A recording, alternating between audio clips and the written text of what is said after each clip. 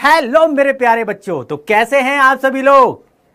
चलो भाई, तो उम्मीद है आप सभी लोग स्वस्थ होंगे, मस्त होंगे, तंदुरुस्त होंगे और भाई अपनी एग्जाम की तैयारी करने वाले होंगे। जी हाँ भाई, बहुत बढ़िया तरीके से आप लोगों की तैयारी चल रही होगी।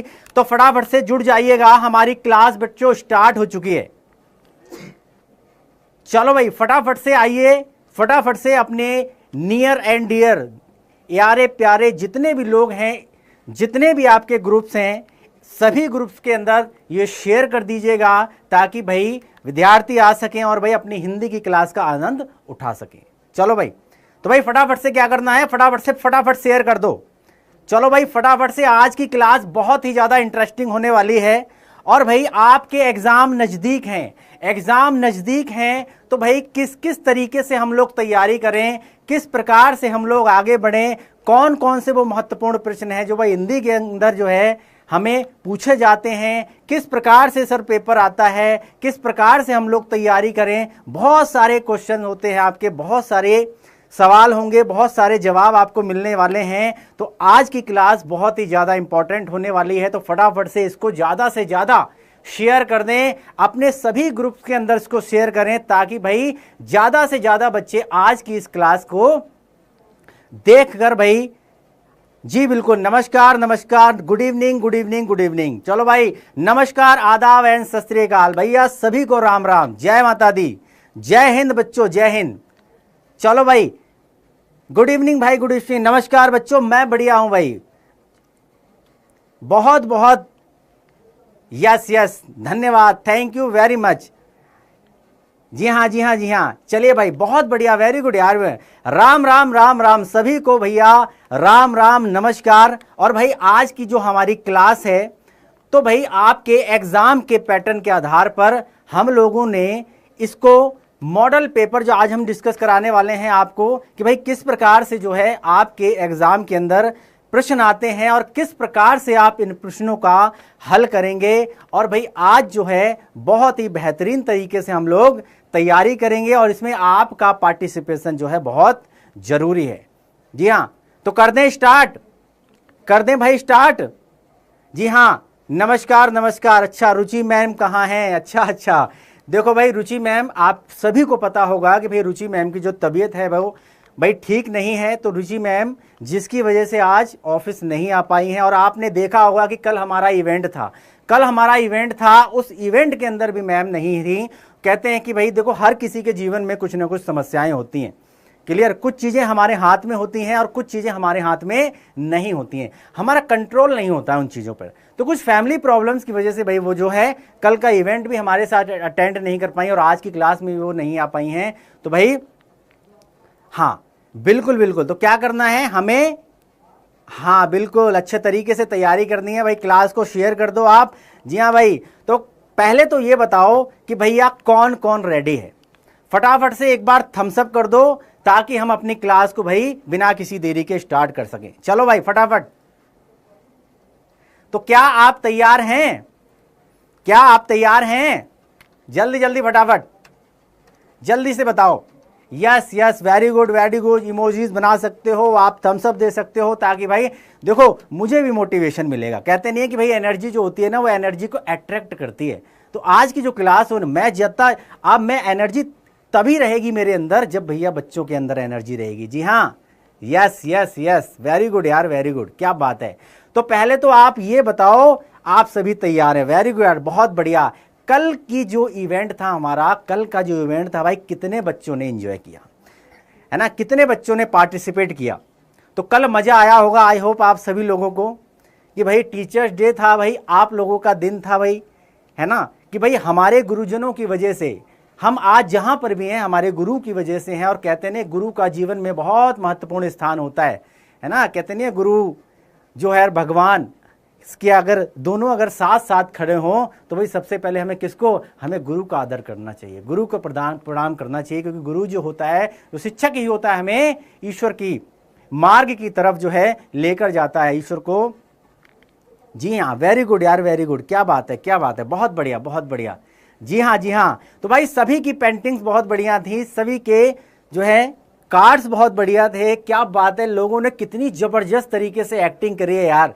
अभी सोच के देखो, छोटे छोटे बच्चे हैं, छोटे छोटे बच्चे हैं यार।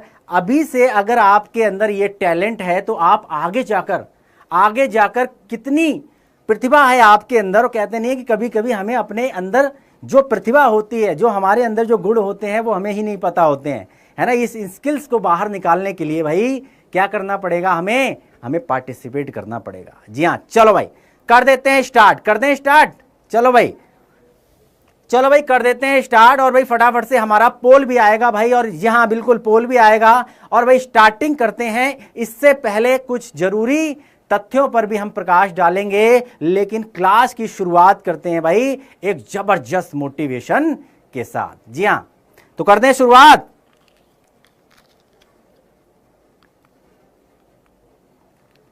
जी बिल्कुल बिल्कुल बिल्कुल।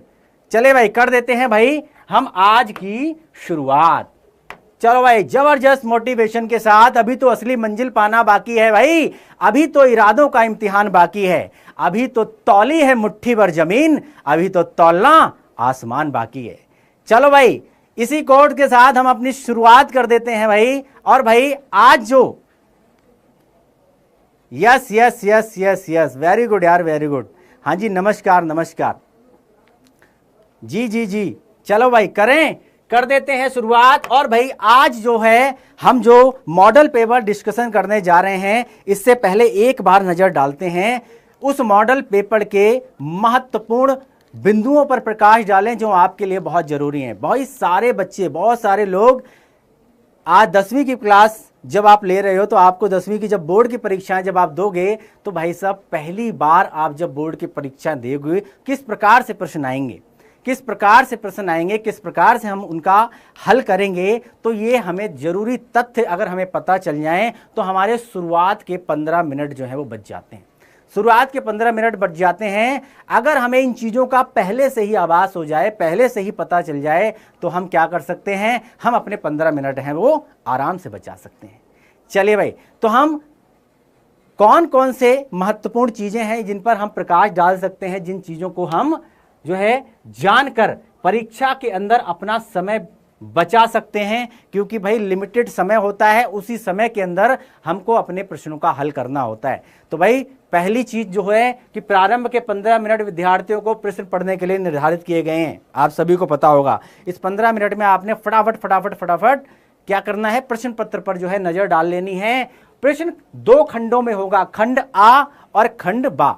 2 खंडों में आपका प्रश्न पत्र विभाजित होगा, आपको पता होगा, ठीक है। और प्रश्न पत्र के खंड आ में बहुवैकल्पिक प्रश्न होंगे, और जिसमें कि सही विकल्प का चयन करके हमें क्या करना है, OMR शीट पर भरना है। जो खंड आ है हमारा, खंड आ में भाई क्या होगा, बहुवैकल्पिक प्रश्न दिए गए होंगे, बहुवैकल्पिक प्रश्न दिए गए होंगे, और उनपे हमें क्या करना पड़ेगा, उनका सही चयन करना है। और सही चयन करने के बाद OMR शीट, जब आप OMR शीट पर क्या होगा, नीले और काले बॉल पेन से सही विकल्प में गोले को पूर्ण रूप से भरना पड़ेगा। जी हाँ भाई, क्या करना पड़ेगा, उस गोले से ना बाहर, ना उस गोले को कट पिट करना है, ना उस पर क्रॉस लगाना है, ना उसको टिक करना है। वो जो गोला है, वो हमें क्या करना है, बॉल पेन से क्या करना पड़ेगा, भरना पड़ेगा।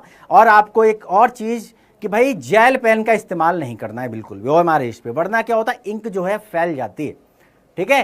खंड आ में वह वैकल्पिक प्रश्न है, तो प्रत्येक प्रश्न के 1 अंक निर्धारित किए गए हैं, यानी कि एक प्रश्न जो है 1 अंक का होगा, ठीक है। OMR शीट पर उत्तर अंकित किए जाने के पश्चात उसे काटेंगे नहीं, और भाई इरेजर और व्हाइटनर का प्रयोग नहीं करेंगे। ये आपको सख्त हिदायत है। अगर आप चाहते हो कि भैया हमें अच्छे तरीके से हमारे अंक आए और कटे ना बिल्कुल भी, तो आपने क्या करना है, बिल्कुल OMR शीट को बड़े ही साफ सुंदर तरीके से क्या करना है, उसमें गोला भरना है। और भाई हमको इस चीज का विशेष ध्यान रखना पड़ेगा, और प्रत्येक प्रश्न के सम्मुख उनके निर्धारित अंक दिए गए हैं। इन चीजों को जब आप देखेंगे तो आपको ये पता चल जाएगा कि भाई किस प्रकार से जो है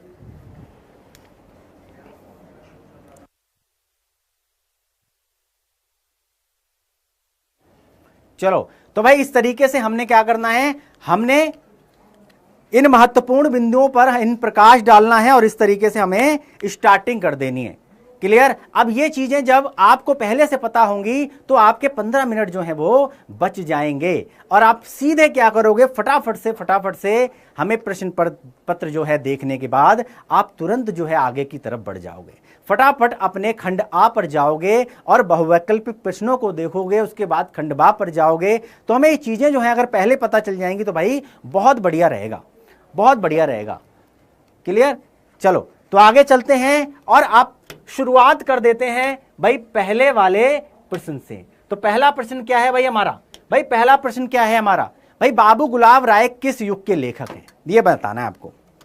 चलिए भाई पोल आएगा आपके पास और इस पोल में सही तरीके से उत्तर देना है, क्योंकि देखो कहते नहीं है फाइनल एग्जाम की तैयारी करने से पहले आपका ये वाला भी तो एग्जाम है। इसको ऐसे चलो, ऐसे मान के चलो कि मैं एग्जाम सेंटर में बैठा हुआ हूं और मेरे सामने एक प्रश्न पत्र है और भाई मैं उन प्रश्नों को हल करने के लिए आया हूं। यहां पर जितने क्वेश्चन सही होंगे आपके, है ना, कोशिश करना आपको शुरू से लेके और एंड तक आपने क्या करना है, ये चेक करना है कि भाई मेरे कितने प्रश्न सही हैं और कितने प्रश्न गलत हैं। गलत हो जाएंगे तो कोई दिक्कत नहीं है भाई। देखो यहां पर अगर गलत है ना तो भाई सही करने का मौका है, लेकिन एग्जाम में अगर गलत हो गया तो दोबारा मौका नहीं मिलेगा।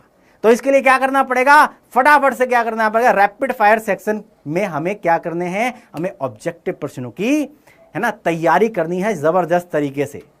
क्लियर है। चलो तो भाई बताइए ए है, बी है, सी है या डी है। चलो भाई बी बी बी बी, क्या बात है, ए है, बी है या सी है या डी है, जल्दी बताएंगे फटाफट।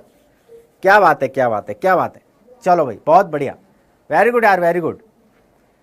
चलो बी और सी में जो जनता है वो हमारी अटक रही है, कंफ्यूज है, कंफ्यूज है ना, बताओ फटाफट।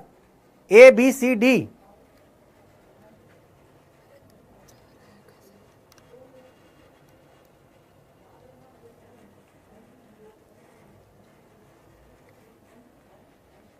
बताइए फटाफट। क्या बात है यार, क्या बात है, वेरी गुड यार, वेरी गुड। चलो भाई तो फटाफट से चलते हैं और भाई अपने सही विकल्प का चयन करते हैं। भाई सी इज द राइट आंसर। ठीक है, चलो शुक्ल युद्ध, अगले प्रश्न पर चलें। वेरी गुड यार, बहुत बढ़िया, वेरी गुड। देखो पोल आने वाला है, ध्यान से सही जवाब देंगे। हाँ वेरी गुड यार। चलो भाई चलो, तो दूसरा प्रश्न क्या है भाई हमारा, दूसरा प्रश्न है हमारा चिंतामणि किस विधा की रचना है। चलो भाई फटाफट बताएंगे क्या है ये, बताइए। निबंध है, कविता है, नाटक है या फिर कहानी है। विधा आपको पता है विधा क्या होती है भाई, विधा क्या होती है भाई, आप जो चीज पढ़ रहे होते हो, कविता है, नाटक है, निबंध है, कहानी है, उपन्यास है, ये सब विधा है। ठीक है ना। तो विधा से एक क्वेश्चन जो है वो 100% पूछा जाता है। क्लियर है, 100% प्रश्न पूछा जाएगा कि भाई बताइए, एक रचना दे दी जाएगी, एक आपको निबंध दे दिया जाएगा या फिर आपको कोई भी उपन्यास दे दिया जाएगा और पूछ लिया जाएगा कि भाई बताइए ये कौन सी विधा है। ठीक है, बताइए चिंतामणि किस विधा की रचना है, बताओ। Yes very good, very good, शाबाश शाबाश, ए इज द राइट आंसर। ये क्या है, ये एक निबंध है। और निबंध क्या होता है, ये गद्य की विधा होती है। निबंध हो गया, नाटक हो गए, कहानी हो गई, ये सब गद्य की विधा है। ठीक है, और कविता किसमें आती है, कविता पद जी। चलो भाई आगे बढ़ते हैं और आगे है भाई गबन किसकी रचना है, बताओ फटाफट। गबन मुंशी प्रेमचंद, जयशंकर प्रसाद निराला या फिर हरि कृष्ण प्रेमी। ए होगा, बी होगा, सी होगा या फिर डी होगा। पोल आ रहा है जी आपके सामने, फटाफट बताओ फटाफट। ए है, बी है, सी है या फिर डी है, जल्दी से बताएंगे फटाफट। ए बी सी या फिर डी। गबन किसकी रचना है, मुंशी प्रेमचंद। और ये जो है ये इंपॉर्टेंट क्वेश्चन है, ध्यान से रखना, ये इंपॉर्टेंट क्वेश्चन है भाई, अधिकतर बार जो है एग्जाम के अंदर पूछा गया है और भाई हर बार आता है। बताइए फटाफट, गबन किसकी रचना है? गबन, क्या बात है, क्या बात है। 73% से ज्यादा लोगों ने ए पर, ए को चुना है। तो ए क्या कर, ए जी जी जी जी, क्या बात है यार, क्या बात है, बहुत बढ़िया, वेरी गुड वेरी गुड। चलो भाई, तो भाई एक को लॉक कर दिया जाए। चलिए भाई, केबीसी खेल रहे हैं भाई, एक को लॉक कर देते हैं भाई। मुंशी प्रेमचंद जो है वो इनकी रचना है, गबन मुंशी प्रेमचंद जी की रचना है। चलो आगे बढ़ते हैं। अगला प्रश्न है भाई, शुक्ल युग की समयावधि क्या है? 1936 से 1943 तक, 1919 से 1938 तक, 1900 से 1918, या फिर उपरोक्त में से कोई नहीं। 4 ऑप्शन है हमारे पास, पोल आपके सामने है और चारों में से सही विकल्प चुनना है। कौन सा वो सही विकल्प है जिस पर आपकी राय जाएगी? फटाफट से बताएं। ए होगा, बी होगा, सी होगा? जी हाँ, ये सवाल 5 लाख के, देखो बताओ फटाफट, ए बी सी या फिर डी, जल्दी बताइए। क्या बात है, बी। 50% जनता जो है बी पर जा रही है। बताएं फटाफट, ए है, बी है, सी है या फिर डी है? जल्दी से बताइए, बताओ फटाफट। चलिए भाई, समय समाप्त होता है। बिल्कुल सही जवाब, B is the right answer. 1919 से 1938 तक यह है शुक्ल युग की समयावधि। ठीक है, चलो आगे बढ़ते हैं। अगला प्रश्न है भाई, नीड़ का निर्माण फिर किस विधा की रचना है? देखो विधा, जीवनी है ये, आत्मकथा है, साक्षात्कार, भेंटवार्ता या फिर रेखा चित्र? ए है, बी है, सी है या फिर डी है? देखो पोल आपके सामने आ गया, फटाफट चुनेंगे, ए बी सी या फिर डी। चलो भाई बताइए फटाफट, ए होगा, बी होगा, सी होगा या फिर डी होगा? बच्चे, रुचि मैम की तबीयत खराब है, अभी हमने बताया था आपको स्टार्टिंग में, कल भी एक वीडियो उन्होंने दिया था और कल वो हमारे साथ जो है सेलिब्रेट नहीं कर पाई थी। जी हाँ, कल हमारे इवेंट में भी वो नहीं आई थी, आपको पता होना चाहिए।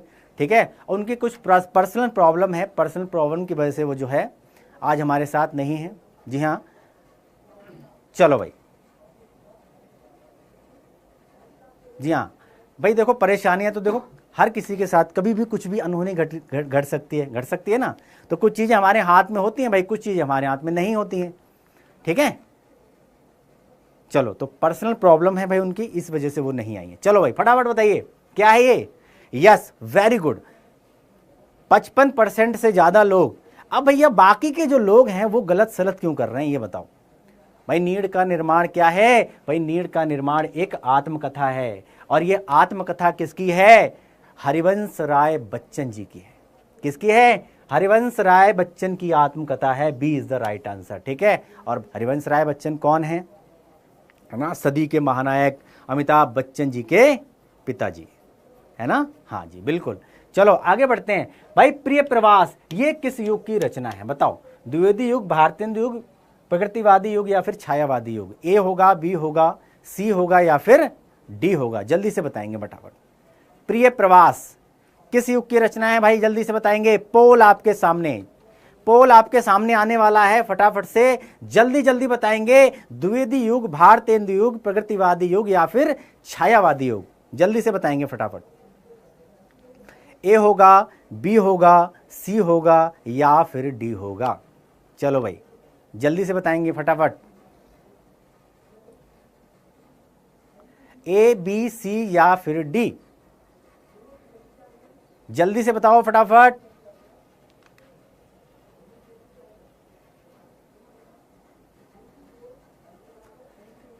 जल्दी जल्दी बताएंगे, ए बी सी या फिर डी? ए। तो भाई ए पे टिक कर दें, बताओ भाई। बी वाले भी 40% पहुंच गए, बताओ फटाफट।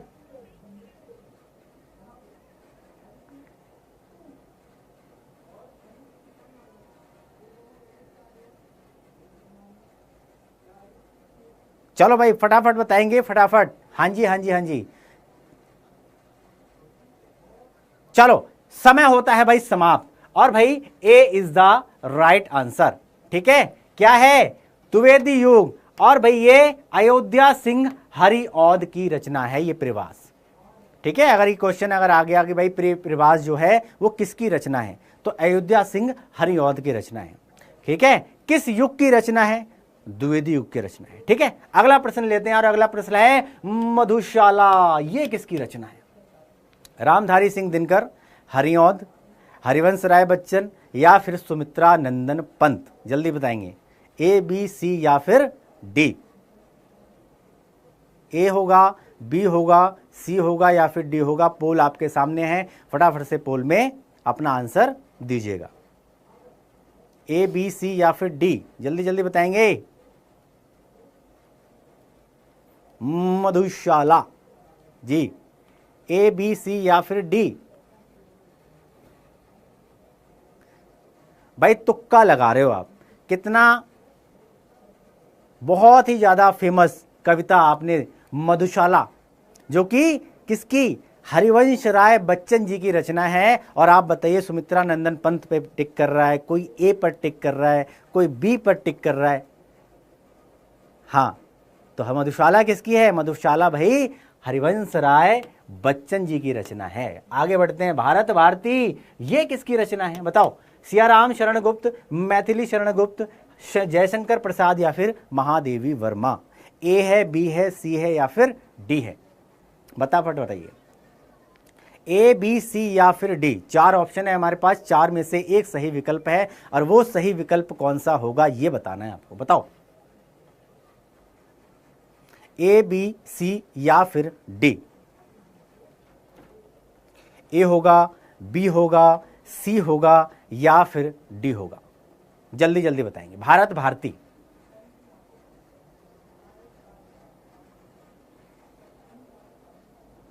ए बी सी या फिर डी?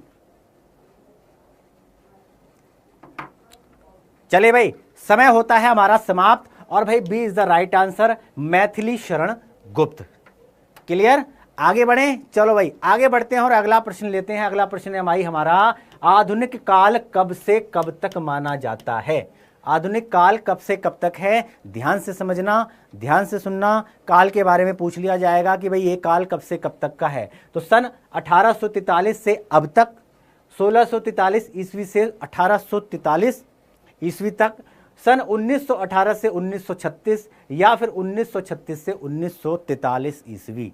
ए बी सी या फिर डी? बोल आपके सामने है, फटाफट से, और इसको गलत मत करना, ये गलत मत करना भाई।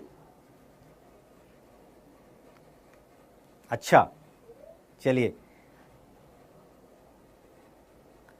हाँ जी बिल्कुल, चलो बताओ फटाफट, फटाफट से बताएंगे आप। ए है, बी है, सी है या फिर डी है? जल्दी जल्दी बताएंगे फटाफट, चलो भाई। ए बी सी या फिर डी? जल्दी जल्दी जल्दी जल्दी, समय समाप्त होने वाला है भाई, समय समाप्त। चलो भाई, लॉक हो गया, ए इज द राइट आंसर। 1843 से अब तक, यानी कि प्रेजेंट टाइम तक, अब तक का जो काल है वो आधुनिक काल कहा जाता है। ठीक है, अगले प्रश्न पर चलते हैं, और अगला प्रश्न है हमारा, मतीराम किस युग के कवि माने जाते हैं? आधुनिक काल, आदिकाल, भक्ति काल या फिर रीतिकाल? ठीक है, कोई भी कवि, कोई भी लेखक पूछ लिया जाएगा कि भाई ये किस काल के हैं और ये जो है किस युग के हैं, इस प्रकार से पूछा जाएगा प्रश्न। तो आपने सभी कवियों के बारे में, सभी लेखकों के बारे में पता होना चाहिए कि भाई इनका काल कब से कब तक है, इनका युग जो है ये कौन से युग के कवि हैं। ठीक है, तो इस तरीके से, तो मतीराम किस युग के कवि हैं? बताओ फटाफट, ए बी सी या फिर डी? पोल आपके सामने है, फटाफट से जो है आंसर दीजिएगा, फटाफट से बताएंगे, ए बी सी या फिर डी? बताओ फटाफट, ए बी सी या फिर डी? ए होगा, बी होगा, सी होगा या फिर डी होगा? जल्दी जल्दी बताएंगे।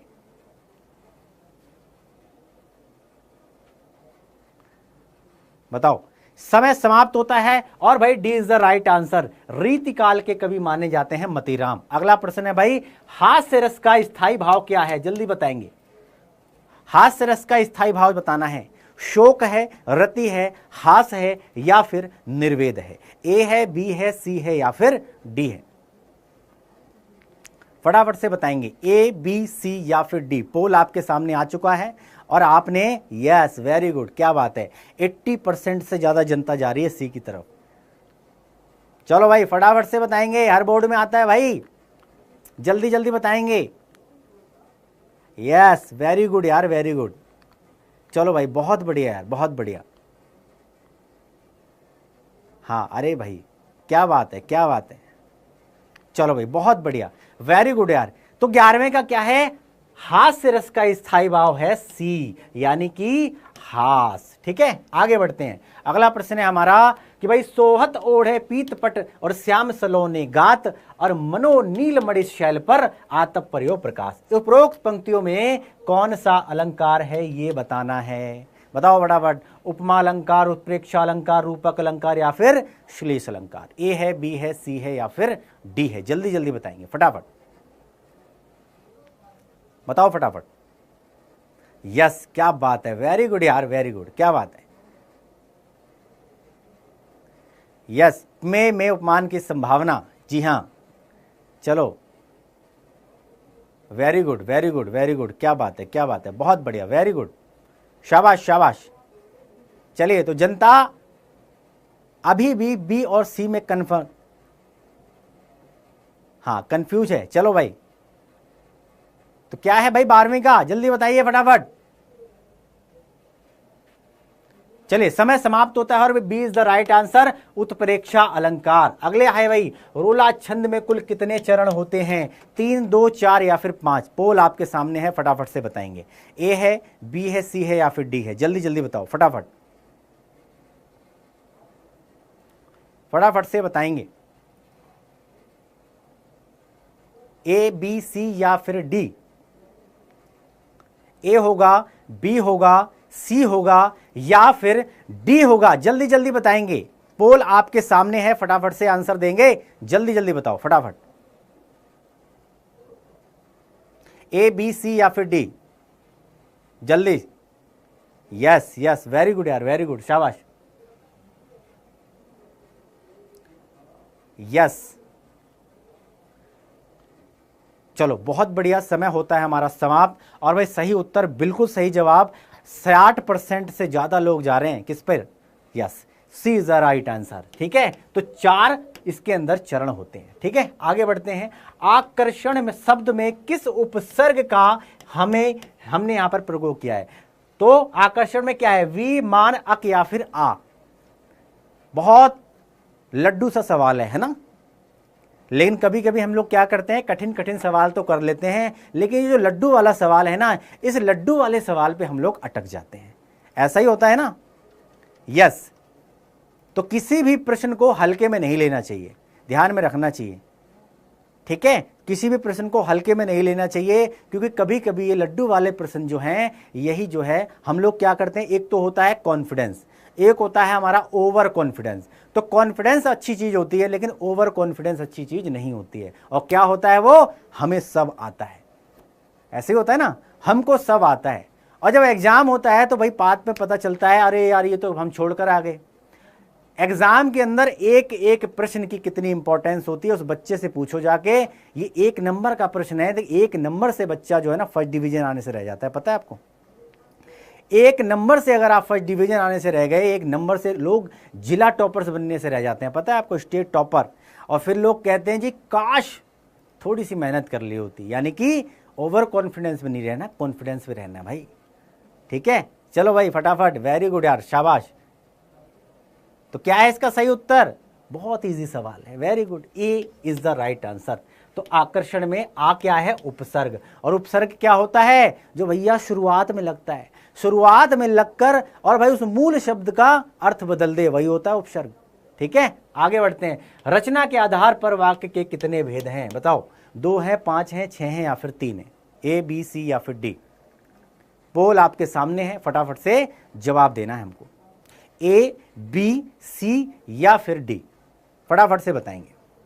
क्या बात है, क्या बात है, वेरी गुड यार। यस यस यस, देखो तुक्का नहीं लगाना, ठीक है ना, तुक्का नहीं लगाना, तुक्का कभी कभी गलत भी हो सकता है, ठीक है ना। तो आपको ये तैयारी किसके लिए करवाई जा रही है, ये आपको युद्ध की तैयारी करवाई जा रही है। किसकी, युद्ध की। वो पेपर जब आप दोगे ना, वो किसी रणभूमि से कम नहीं होता, ठीक है ना, है ना। महाभारत देखिए, महाभारत, महाभारत में एक पात्र है, कौन है, शकुनी, शकुनी मामा, है ना, जिनकी कूटनीति की वजह से देखो किसको राय देते थे, वो दुर्योधन को राय देते थे नहीं देते थे, अलग अलग रणनीतिकार होते। देखो हमको क्या होता है, हमको अच्छी चीजें समझनी चाहिए, अच्छी चीजें हमें समझनी चाहिए। और कोई भी व्यक्ति जो है भाई, अच्छा भी होता है बुरा भी होता है, अच्छाई के साथ बुराई भी चलती है, सब तरीके से पैरेलल चलते हैं ये लोग, ये चीजें। लेकिन हमको क्या होता है, हमको अच्छी चीजें, कभी कभी हमें गलत इंसान से भी हमें कुछ ना कुछ चीज अच्छी सीखने के लिए मिलती है, होती नहीं होती है।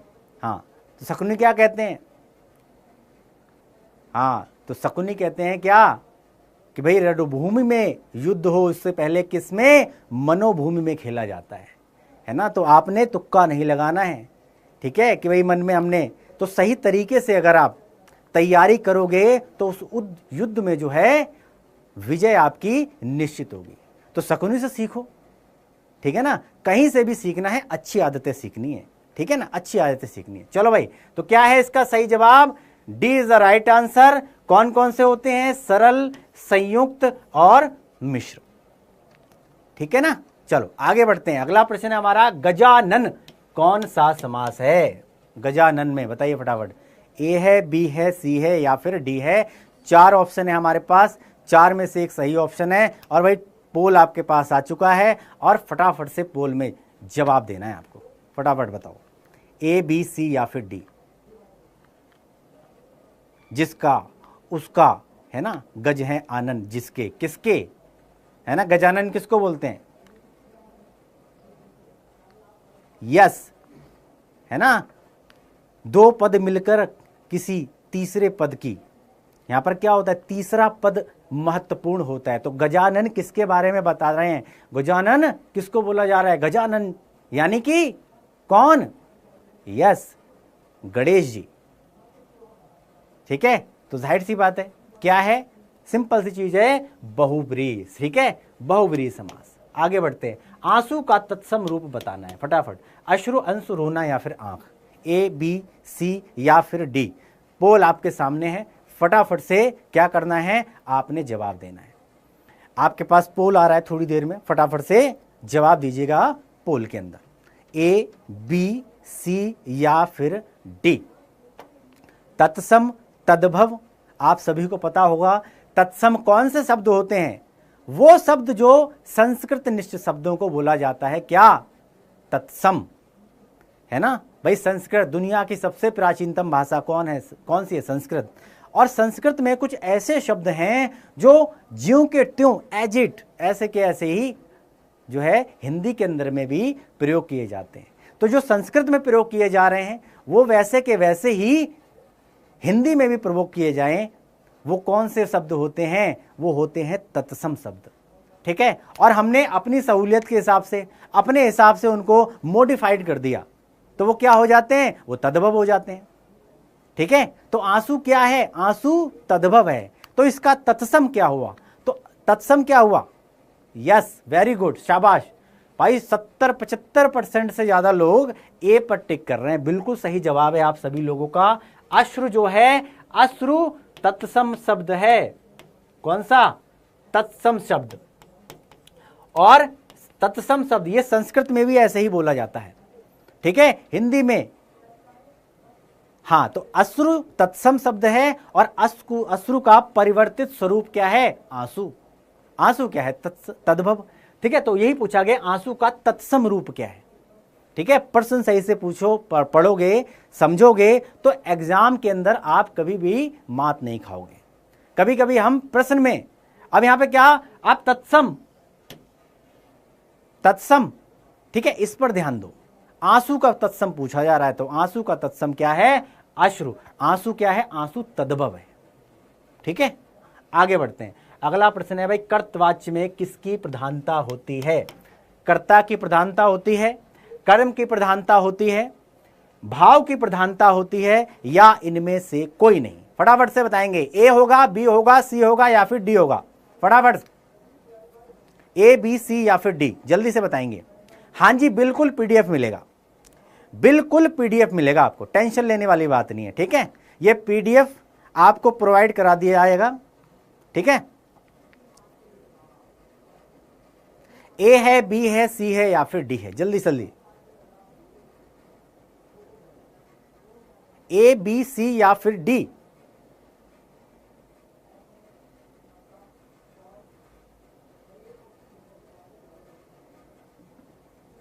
हाँ, टेलीग्राम चैनल ना, टेलीग्राम चैनल पे हम लोग डलवा देंगे, टेंशन लेने वाली बात नहीं, ठीक है।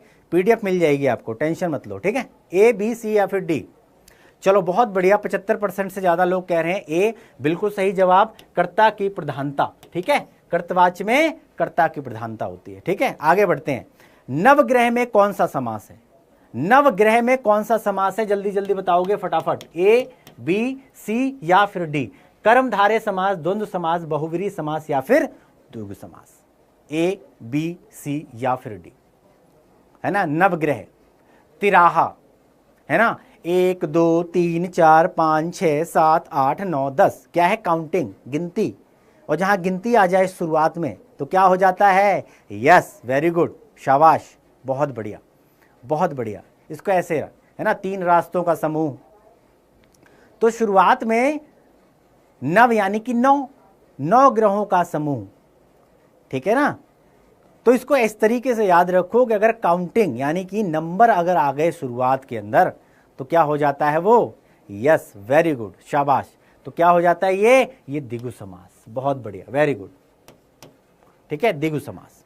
आगे बढ़े, चलो भाई आगे बढ़ते हैं। और भाई अगला प्रश्न है हमारा, और वो है निम्नलिखित में से सर्वनाम है कौन सा? बताइए फटाफट। ए मनुष्य, बी बचपन, सी वह या फिर डी इनमें से कोई नहीं?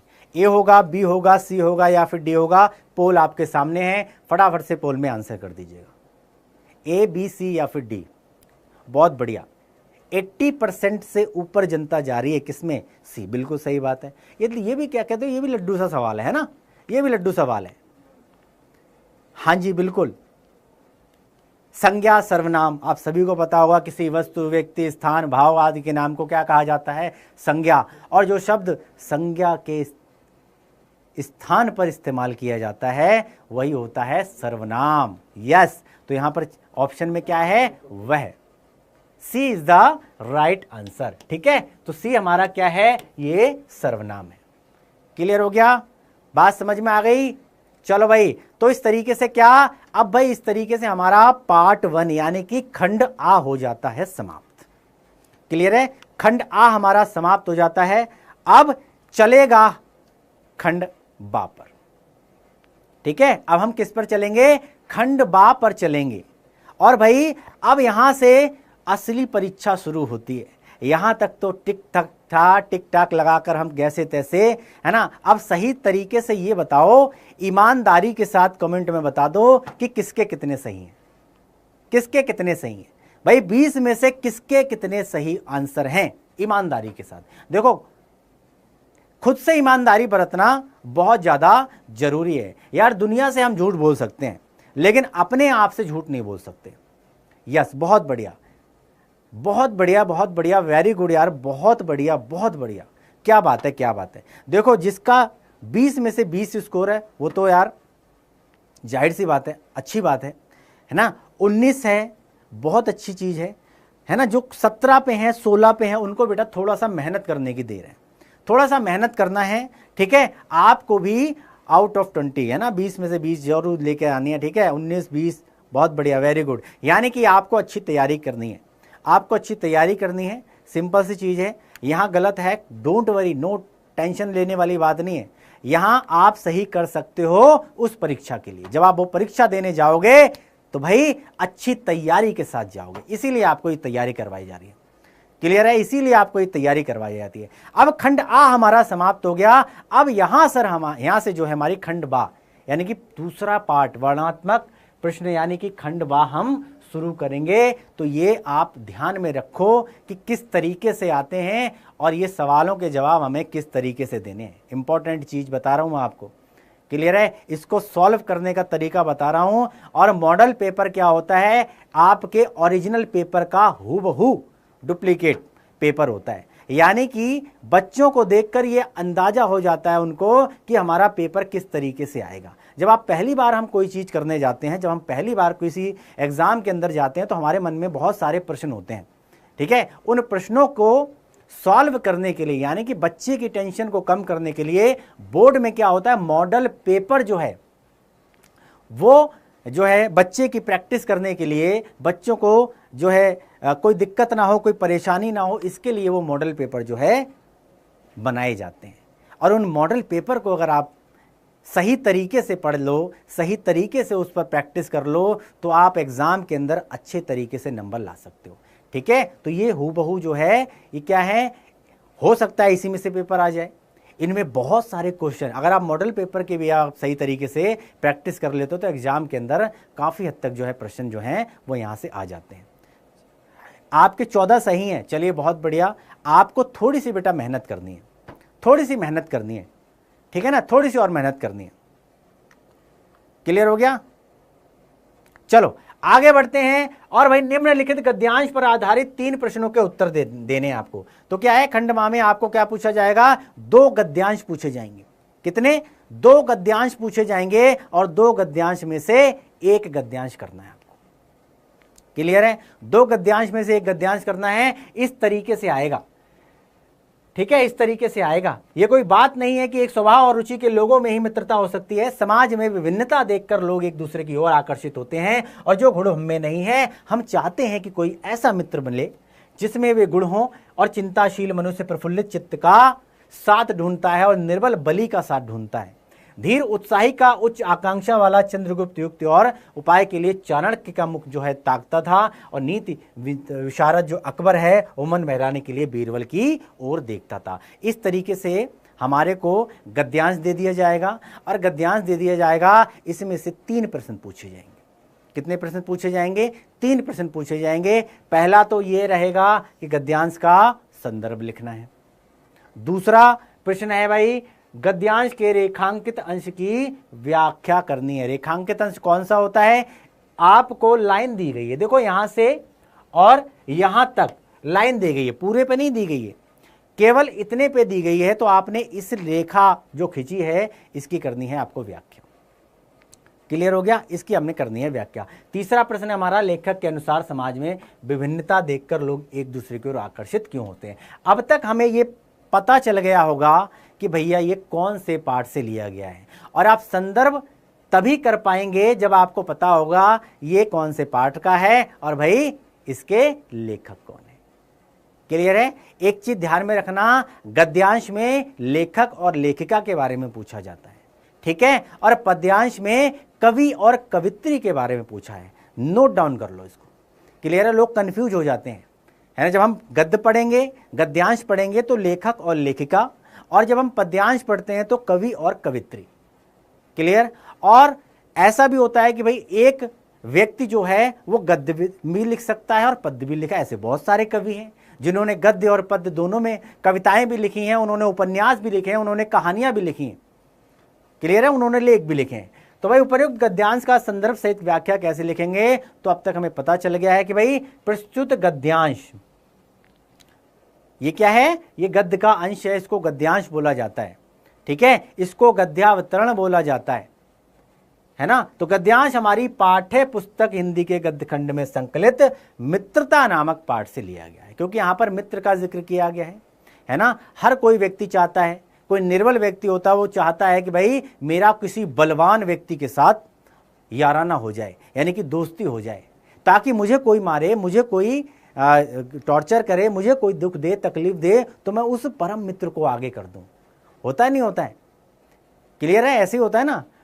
तो एक समान गुण वाले व्यक्ति में जरूरी नहीं कि आप अगर बलवान हैं तो भाई बलवान के साथ ही आपकी दोस्ती होगी, आप अगर पैसे वाले हैं तो धनवान के साथ ही आपकी दोस्ती होगी, है ना? देखो सुदामा कहां और कृष्ण कहां, ऐसे है ना?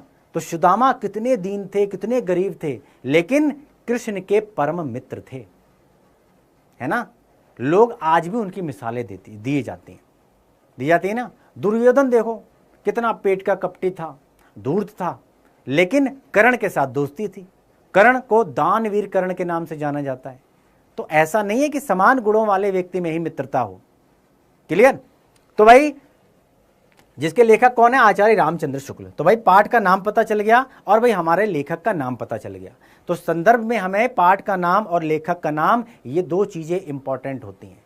क्लियर है, दो चीज इंपॉर्टेंट होती हैं। अब हम अगले प्रश्न पर चलते हैं। तो गद्यांश के रेखांकित अंश की व्याख्या करनी है। किस अंश की व्याख्या करनी है? इस वाले अंश की व्याख्या करनी है जिस पर लाइन है, अंडरलाइन है, जिस पर। ध्यान से समझना। अब हम इसकी व्याख्या करेंगे। तो प्रस्तुत गद्यांश में आचार्य रामचंद्र शुक्ल जी कहते हैं, क्या कहते हैं? मित्रता के लिए समान रुचि वालों में ही परस्पर मित्रता हो सकती है, परस्पर स्वभाव वाले व्यक्तियों में मित्रता हो सकती है। ये मानना उचित नहीं है। ऐसा मानना उचित नहीं है कि भैया धनवान व्यक्ति की धनवान से ही दोस्ती हो, बलवान व्यक्ति की बलवान से ही दोस्ती हो। ठीक है, बलवान की, है ना, कमजोर व्यक्ति के साथ भी अच्छी खासी मित्रता हो सकती है ना। धनवान व्यक्ति की जो है, उसके जो कम पैसे वाला है, उसके साथ भी मित्रता हो सकती है। क्लियर हो गया। तो भाई ये तथ्य जो है बिल्कुल गलत है। हर किसी व्यक्ति की जो है अगर स्वभाव मिल गया तो चाहे वो धनवान हो, चाहे निर्धन हो, चाहे वो बलवान हो, कोई भी हो, मित्रता हो सकती है। विपरीत स्वभाव और विपरीत रुचि रखने वालों में भी घनिष्ठ मित्रता हो सकती है। लोग विभिन्नता देखकर भी परस्पर एक दूसरे की ओर आकर्षित होते हैं। जैसे कि दुर्बल व्यक्ति उत्साही बलवान की तरफ और भाई दुखी व्यक्ति प्रसन्नचित्त व्यक्ति की तरफ आकर्षित होता है। तो हमने क्या किया? रेखांकित अंश की कर दी हमने व्याख्या। आगे बढ़ते हैं। अगला प्रश्न है भाई, लेखक के अनुसार समाज में विभिन्नता देखकर लोग एक दूसरे की ओर क्यों आकर्षित होते हैं? तो भाई विभिन्नता को देखकर व्यक्ति एक दूसरे की ओर आकर्षित होते हैं क्योंकि व्यक्ति में जो गुण नहीं होते, अगर मान के चलो किसी व्यक्ति में कोई गुण नहीं है, तो वो क्या करता है? जिस व्यक्ति में वो गुण होंगे उसकी तरफ आकर्षित होता है ना। एक व्यक्ति दुबला पतला है, अब वो बेचारा कर तो कुछ सकता नहीं है, लेकिन जब वो देखता है कि यार बहुत, है ना, जिम वगैरह करते हुए एक व्यक्ति को देखता है तो उसके मन में लालसा होती है कि यार काश ये मेरा दोस्त होता, काश मेरी इसके साथ दोस्ती होती है।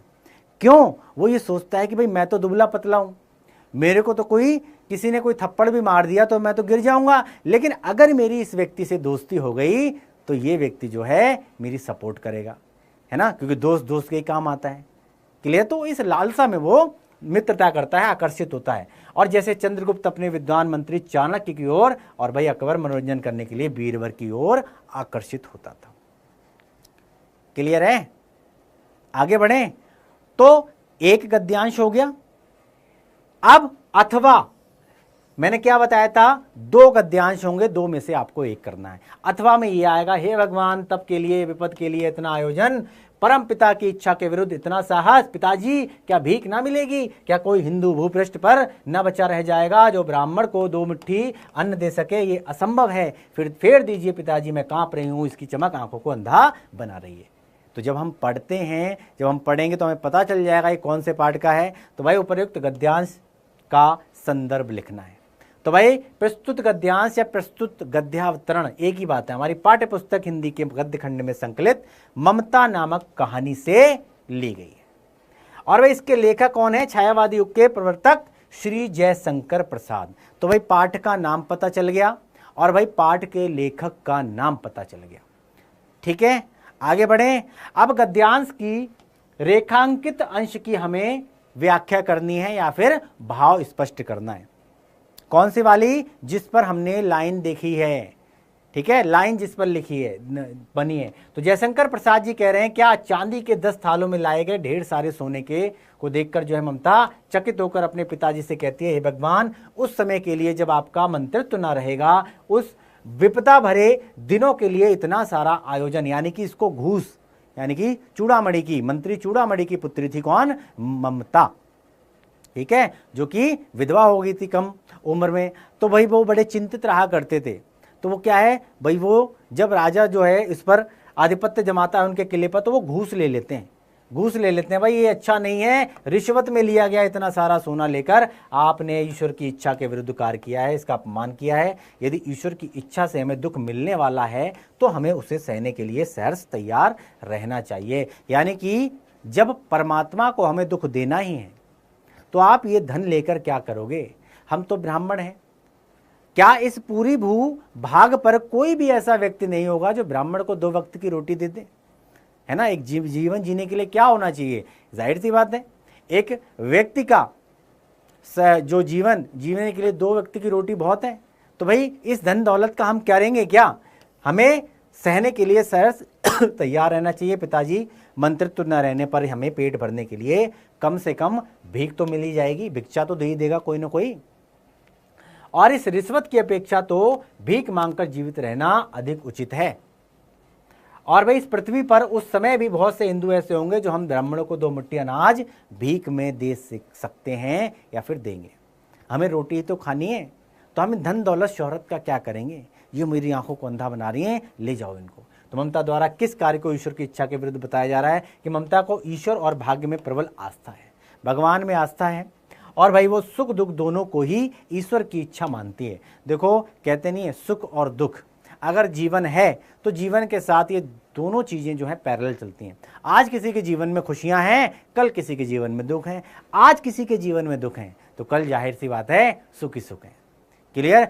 बहुत सारे बच्चे ऐसे होंगे, बहुत सारे ऐसे लोग होंगे जो भाई गरीब परिवार से आते होंगे, है ना, जिनको बहुत सारी तकलीफ होती होगी, है ना, पढ़ाई में बहुत सारे संसाधन जो हैं आड़े आते होंगे, लेकिन इसके बाद भी प्रबल इच्छा है।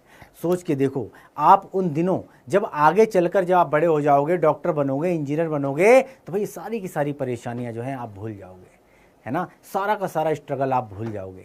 लेकिन आपको वहां तक पहुंचने के लिए इन परेशानियों से, इन कठिनाइयों से जूझना पड़ेगा।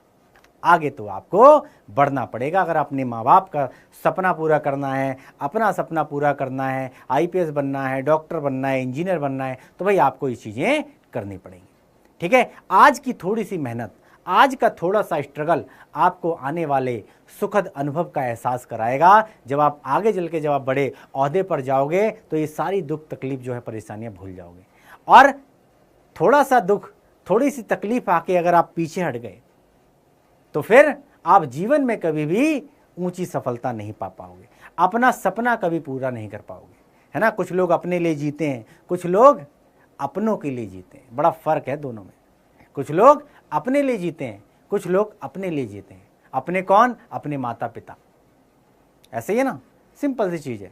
तो हमें क्या करना चाहिए? कभी कभी अपनों के लिए भी काम करना चाहिए, है ना। माँ बाप का सपना पूरा होगा, आपका सपना भी अपने आप पूरा हो जाएगा। ठीक है, आगे बढ़ते हैं।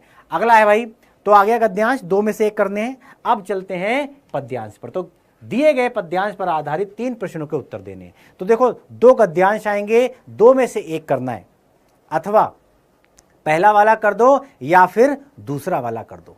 वेरी गुड, ठीक है। चलो अब पद्यांश, पद्यांश भी बेटा 2 आएंगे, पद्यांश भी 2 आएंगे और दोनों में से 1 करना पड़ेगा। ठीक है, 1 ही करना है हमें। तो चरण कमल बंदो हरि राई, जाकी कृपा पंगु गिरि लेहो, अंधे को सब कुछ दर्शाई, बहिरो सुने गूंग पुनि बोले, रंक चले सिर छत्र धराई, और सूरदास स्वामी करुणा में बार बार बंदो तिहि पाई। क्लियर? तो पद्यांश हमें दिया है, पद्यांश दिया है। अब इसके आधार पर देखो उपर्युक्त पद्यांश का संदर्भ लिखना है, यानी कि ये पंक्तियां कहां से ली गई हैं, ये कविता कहां से है। तो भाई प्रस्तुत पद्यांश हमारी पाठ्य पुस्तक हिंदी के काव्यखंड में पद, देखो पद नामक शीर्षक से ली गई हैं, जो कि सूर सागर नामक ग्रंथ से लिया गया है। भाई जिसके रचयिता कौन है? सूरदास जी है। तो यहां पर कवि आ गए और भाई पाठ का नाम आ गया। ठीक है, पद्यांश पढ़ रहे हैं तो कवि और कवित्री। ठीक है, रेखांकित अंश की व्याख्या करनी, किसकी? ये वाली, ये देखो रेखा है, इस रेखांकित अंश की हमें व्याख्या करनी है, इतने की बस। ठीक है, तो क्या कह रही हैं इन पंक्तियों में? सूरदास जी क्या कह रहे हैं? तो पद्यांश में कवि सूरदास अपने आराध्य श्री कृष्ण के कमल के समान सुंदर चरण की वंदना करते हुए कह रहे हैं कि अगर मेरे श्री कृष्ण की कृपा से बहरा सुनने लगता है और गूंगा फिर से बोलने लगता है। सूरदास जी आगे श्री कृष्ण की महिमा का वर्णन करते कहते हैं कि अगर कृष्ण के चरण कमलों की कृपा हो जाए तो भिखारी राजा बन जाता है ना, भिखारी राजा बन जाता है और अपने सिर पर मुकुट धारण कर लेता है, अर्थात गरीब भी अमीर बन जाता है। तो ऐसे चरण कमलों को छोड़कर मैं कहीं नहीं जाऊंगा, है ना, यही मेरे प्रभु हैं। तो भाई उपयुक्त पंक्तियों में कौन सा अलंकार है? तो पुनरुक्ति प्रकाश अलंकार, यानी बार बार एक शब्द के पुनरावृत्ति होने के कारण यहां पुनरुक्ति प्रकाश अलंकार है। अनुप्रास अलंकार यानी कि सूरदास स्वामी में सावर्ण पुनरावृत्ति बार बार हो रही है तो अनुप्रास अलंकार है, यानी कि एक वर्ण बार बार आए अनुप्रास। और साथ ही रूपक अलंकार, चरण कमल में कमल रूपी कोमल चरणों के बारे में बताया गया है और इसीलिए यहां पर रूपक है। तो रूपक, अनुप्रास और पुनरुक्त प्रकाश का यहां पर जो है अलंकारों का यहां पर इस्तेमाल किया गया है। अथवा में देखो एक ये हो गया, दो पद्यांश थे, एक पद्यांश ये हो गया। अब दूसरा पद्यांश क्या है? सूर्य सुंदर वैन सुधारस साने सयानी है जान की जानी भली, तिरछे करी नैन तिन्हे समुझाई कछु मुस्काई चली। और तुलसी ते ही अवसर से ही रवे अवलोकति लोचन लाहु अली, और अनुराग तडाग में भानु उदय विगसी मनु मंजुल कंजकली। पद्यांश है, पद्यांश का संदर्भ लिखना है। संदर्भ तभी लिख पाओगे जब आपको पता रहेगा कि कौन से पाठ से ली गई है, ठीक है। तो पद्यांश महाकवि गोस्वामी तुलसीदास द्वारा रचित कवितावली से हमारी पाठ्य पुस्तक हिंदी के काव्यखंड में संकलित वन पथ पर, देखो पाठ का नाम आ गया वन पथ पर, यह शीर्षक कविता से अवतरित है। तो यहाँ पाठ का नाम आ गया और भाई कवि का नाम आ गया गोस्वामी तुलसीदास। तो ये क्या हो गया? ये हमारा संदर्भ हो गया। अब संदर्भ के बाद आता है रेखांकित अंश की हमें व्याख्या करनी। किस अंश की? रेखांकित अंश की। तो ये वाला रेखांकित अंश है, अनुराग तड़ाग में भानु उदय विगसी मनु मंजुल कंज कली। आगे बढ़ते हैं। तो भाई यहां पर उपर्युक्त पंक्तियों में तुलसीदास कह रहे हैं कि सीता जी के संकेत को समझकर सभी सखियां राम के सौंदर्य को एकटक देखती हुई अपने नेत्रों का लाभ प्राप्त करने लगी, है ना, कि भाई इतनी सुंदर छवि, इतने मनमोहक छवि को लोग अपनी आंखों में बसा लेना चाहते थे और नेत्र सुख पाना चाहते थे। तो अपने नेत्रों को लाभ प्राप्त कर रही हैं सखियां, और उस समय ऐसा प्रतीत हो रहा था मानो प्रेम के सरोवर में राम रूपी सूर्य का उदय हो गया हो। ये कब की बात है? जब राम, सीता और लक्ष्मण वन पथ पर जा रहे होते हैं, है ना, वनवास की तरफ जा रहे होते हैं। नगर नगर में जब नगर से होकर गुजरते हैं, बहुत सारी सखियां, सहेलियां, बहुत सारी स्त्रियां जो हैं वो कहती हैं कि देखो कितने सुंदर सुंदर बालक हैं, है ना। उस माँ को जो लोग हैं भला बुरा कह रही हैं, दशरथ को भी बुरा भला कह रही हैं कि भाई कैसा पिता है, क्या ना, कैसे राजा हैं कि भाई अपनी पत्नी के कहने पर आकर, बहकावे में आकर ये सुंदर सुंदर बच्चों को जो हैं कैसे वन में भटकने के लिए भेज दिया, है ना। सीता की रूप देखकर जो है लोग जो हैं, सखियां जो हैं, जो स्त्रियां हैं, जो महिलाएं हैं, वो क्या हैं, वो प्रश्न कर रही हैं कैसे हैं, कौन हैं आपके। तो इस तरीके से तो सभी लोग इस मनमोहक छवि का आनंद ले रहे हैं, उनके रूप का जो है अपनी आंखों में बसाने का प्रयत्न कर रहे हैं। और भाई ग्राम वधुओं के नेत्र रूपी कमल की सुंदर जो है कलियां खिल सी गई हैं। अनुराग तड़ाग अथवा मनुमंजुल कंजकली में कौन सा अलंकार? तो भाई अनुराग तड़ाग तथा मनुमंजुल कंजकली में रूपक, उत्प्रेक्षा और अनुप्रास की यहां पर छटा है। क्लियर? तो दो गद्यांश दिए जाएंगे, गद्यांश में से एक गद्यांश लिखना है, और भाई दो पद्यांश दिए जाएंगे तो पद्यांश में से एक पद्यांश। अब चलते हैं अगले प्रश्न पर। अगला प्रश्न है यहाँ पर तीसरा प्रश्न कि दिए गए संस्कृत गद्यांश में किसी एक का संदर्भ सहित हिंदी में अनुवाद करना है। क्या करना है? हिंदी में अनुवाद करना है। तो भाई यहां पर दो गद्यांश दिए जाएंगे आपको, संस्कृत के दो में से एक करना है, किसी एक का, और इसी तरीके से दो पद्यांश दिए जाएंगे, संस्कृत के उनमें से एक करना है ना। तो ऐसा नगरी भारतीय संस्कृते संस्कृत भाषायश्च केंद्र स्थलमस्ति इत एव संस्कृत वामपस्य संस्कृतेश आलोक सर्वत्र प्रसत मुगल युवराज दाराशिको अत्रागत्य भारतीय दर्शन शास्त्राणाम अध्ययनम अकरोत् सत्येषाम ज्ञानेन तथा प्रभावित अभवत यत तेन उपनिषदाम अनुवाद पारसी भाषायाम कार्यते। इसका क्या करना है? संदर्भ लिखना है पहले तो ये पढ़ने के बाद आपको पता चल गया होगा कौन से पाठ से। हमारा प्रस्तुत पद्यांश हमारी पाठ्य पुस्तक संस्कृत परिचायिका के वाराणसी नामक पाठ से लिया गया है। इसमें वाराणसी नगर की शोभा का वर्णन किया गया है। ठीक है, तो अनुवाद में लिखेंगे कि नगरी भारतीय संस्कृति और संस्कृत भाषा की केंद्र स्थली जो है, और यहीं से संस्कृत वाणी का और संस्कृत का प्रकाश चारों ओर फैला है। मुगल युवराज दारा शिकोह ने यहाँ आकर भारतीय दर्शन शास्त्रों का अध्ययन किया और वो इस ज्ञान से इतना प्रभावित हुआ कि उसने उपनिषदों का अनुवाद फारसी भाषा में करा दिया। एक तो ये हो गया।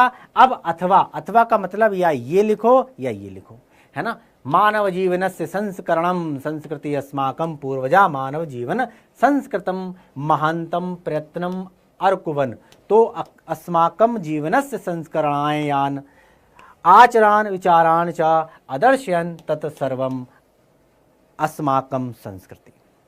तो संदर्भ में लिखना है प्रस्तुत गद्यांश हमारी पाठ्य पुस्तक हिंदी के संस्कृत खंड के भारतीय संस्कृति नामक पाठ से लिया गया है।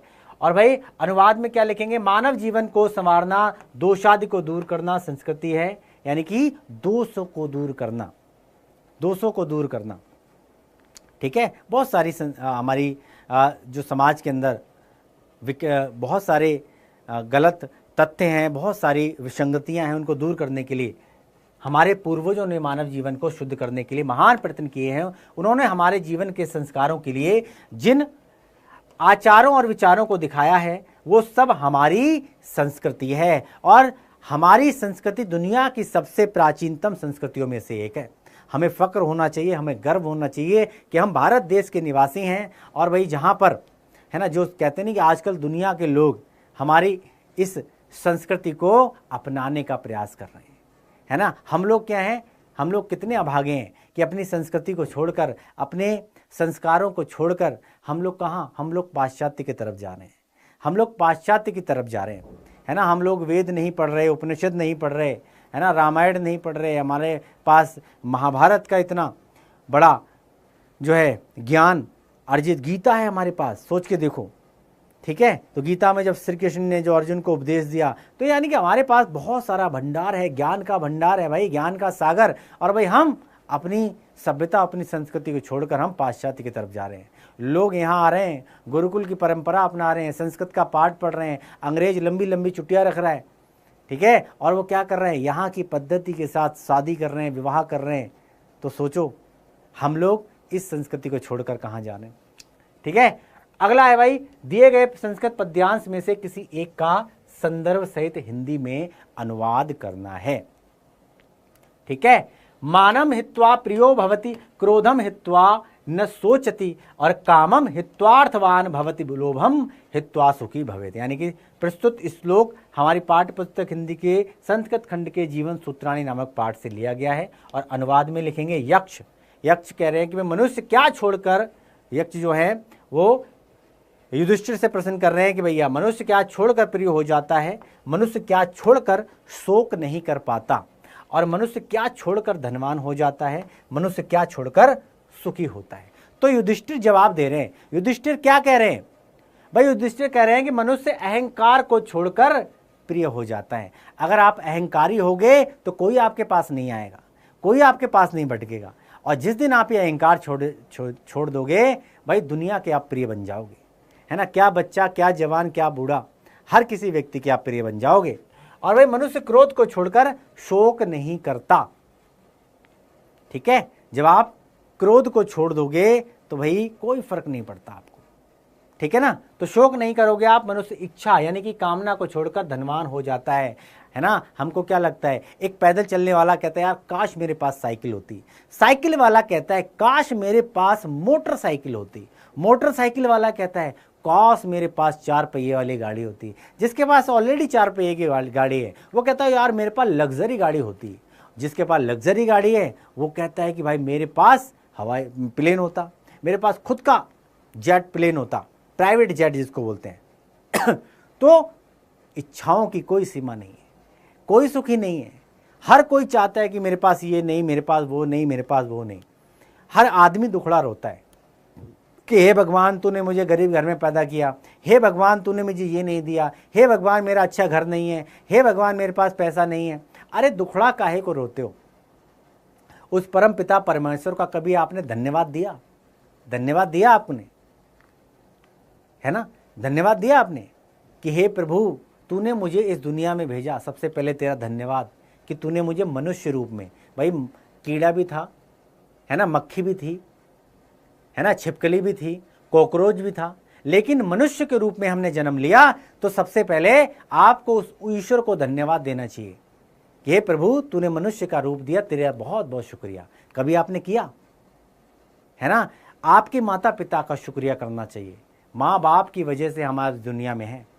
माँ 9 महीने अपने गर्भ में अपने बच्चे को रखती है ना? 9 महीने के बाद हमारा जन्म होता है। अब सोच के देखो 9 महीने कितना कष्ट होता होगा, कितनी पीड़ा होती होगी।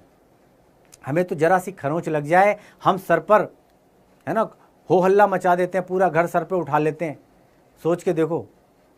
लेकिन एक माँ 9 महीने शिशु को अपने गर्भ में रखती है। सोच के देखिए कितनी पीड़ा, कितना दुख, कितना तकलीफ उठाती होगी। क्या हमने अपनी माँ को धन्यवाद दिया कभी?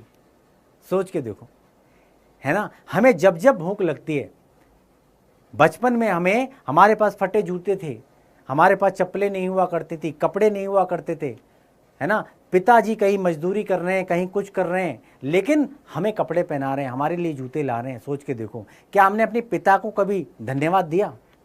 तो हमने माँ बाप का कभी धन्यवाद दिया? भगवान का शुक्रिया अदा किया? नहीं ना। एक बार करके तो देखो, एक बार करके तो देखो। हमें करना चाहिए। क्लियर हो गया? तो हमें इच्छाएं अगर हमने छोड़ दी तो भैया हम धनवान बन जाएंगे। आपसे ज़्यादा दुनिया में धनवान व्यक्ति कोई नहीं होगा अगर आपने इच्छाओं पर नियंत्रण कर लिया तो। मनुष्य लोभ को छोड़कर सुखी हो जाता है ना? आज क्या करता है भाई, ये हर जाए, ये मिल जाए, ये मर जाए, ये मिल जाए, इसका मर जाए, इसका मिल जाए। एक सगा भाई चाहता है कि भाई सगे भाई का हिस्सा मुझे मिल जाए। सोच के देखो। क्लियर है? सबको पता है खाली हाथ आए थे और खाली हाथ जाएंगे, कुछ लेकर नहीं जाएंगे, लेकिन फिर भी इस मोह माया के जंजाल में फंसा हुआ है। ये भी मेरा, ये भी मेरा, वो भी मेरा, वो भी मेरा। तो अगर लोभ अगर आप छोड़ दो, लोभ करना अगर छोड़ दो, तो भाई दुनिया के सबसे सुखी व्यक्ति कहलाओगे आप। ये हो गया। या अथवा में सर्वे भवन्तु सुखिना, सर्वे सन्तु निरामया और सर्वे भद्राणि पश्यन्तु मां कश्चित् दुःखभाग् भवेत्। यानी कि श्लोक हमारी पाठ्यपुस्तक हिंदी खंड के संस्कृत खंड के भारतीय संस्कृति नामक पाठ से लिया गया और अनुवाद में लिखेंगे सब सुखी हों, सर्वे भवन्तु सुखिना, सब रोग रहित हों, किसी को कोई भी रोग ना हो, कोई बीमार ना हो। देखो कितनी अच्छा के भाव स्पष्ट करो, आपके भाव किस तरीके से हैं। ठीक है? सभी लोग सुखी हों, सभी लोग निरोगी काया हो सभी की, और सब कल्याण को देखें, अर्थात सबका कल्याण हो, कोई भी दुखी ना हो, अर्थात कोई भी दुख का भागी ना बने। तो हमें किस प्रकार से भाव रखने चाहिए? हमें इस प्रकार के भाव रखने चाहिए। ठीक है? सारे लोग सुखी हों। जब सब सुखी होंगे आप अपने आप सुखी हो जाओगे। सभी जो है निरोगी काया, आप भी स्वस्थ रहोगे, है ना? सभी का कल्याण हो। जब आप इस तरीके से भाव रखते हो तो भाई आपका भला ऑटोमेटिकली होता है। कहते हैं कि कर भला तो हो भला। तो जब आप दूसरों की सहायता करते हो ना, आपकी सहायता स्वयं परमात्मा करते हैं, स्वयं ऊपर वाला करता है। ठीक है? जब आप दूसरे को कुछ सहायता करते हो ना, किसी काम में हाथ बटाते हो, तो भाई आपके हाथ बटाने के लिए परमात्मा ऊपर से आ जाते हैं। भगवान ईश्वर का कोई ऐसा दूत आपके साथ भेज देते हैं जो भाई आपकी सहायता करते हैं। क्लियर? आगे बढ़े? चलो आगे बढ़ते हैं।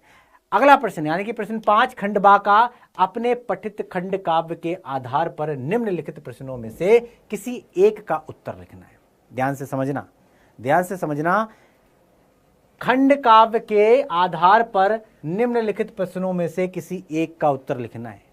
किसी एक का लिखना है, या मुक्ति दूत का लिख दो, ज्योति जवाहर का लिख दो, मेवाड़ मुकुट का लिख दो, अग्र पूजा का लिख दो, जय सुभाष का लिखो, मातृभूमि के लिए लिखो, कर्ण के लिए लिखो, या फिर करमभीर भरत। यानी इनमें से एक ही लिखना है। क्या लिखना है? एक ही लिखना है। अब आप कहोगे सर हमें पता कैसे चलेगा? है ना। हम तो आगरा से हैं, हम तो लखनऊ से हैं, या फिर हम तो क्या बोलते हैं इधर से हैं, फर्रुखाबाद से हैं, कन्नौज से हैं, मैनपुरी से हैं, इटावा से हैं, ठीक है। तो इसके लिए आपको एक चार्ट दिखाऊंगा, एक चार्ट के माध्यम से आपको समझ में आ जाएगा कि भाई मुझे लिखना क्या है, ठीक है, मैं किस में से लिखूं, कौन से खंड का में से लिखूं, ठीक है।